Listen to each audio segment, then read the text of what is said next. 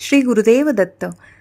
तर पहा, पिंपळाची पूजा कशी करावी, का करावी, पिंपळाची पूजा केल्याने कोणकोणते आपल्या जीवनात चांगले असे परिणाम पाहायला मिळतील, कोणकोणती संकट दुःख दूर होतील आणि पिंपळाची पूजा कोणत्या दिवशी करावी आणि कोणत्या दिवशी करायचीच नाहीये, त्याचबरोबर पिंपळाला प्रदक्षिणा किती कराव्या, पिंपळाच्या झाडाची पूजा करताना जेव्हा जल अर्पण करतो त्यात असे कुठले विशेष पदार्थ टाकायचे आहेत की जेणेकरून आपल्या ज्या काही मनातील इच्छा असतील त्या पूर्ण होण्यास मदत होत असते।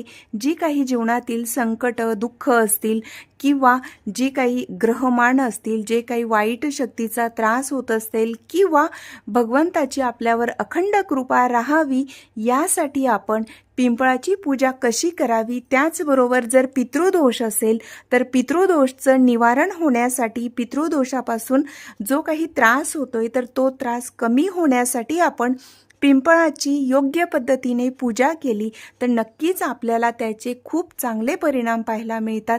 ही अतिशय प्रभावी अशी सेवा आहे। म्हणूनच पिंपळाची पूजा कशी करावी याविषयीचा सविस्तर माहितीचा व्हिडिओ स्वामींचा आशीर्वाद या आपल्या चॅनलवर आहे, तो तुम्ही एकदा जरूर पहा। त्यात खूप छान आणि अतिशय सविस्तर माहिती दिलेली आहे की तुम्हाला कुठल्याही प्रश्न किंवा शंका तुमच्या मनात राहणार नाही, त्यासाठी तो व्हिडिओ जरूर पहा। श्री स्वामी समर्थ।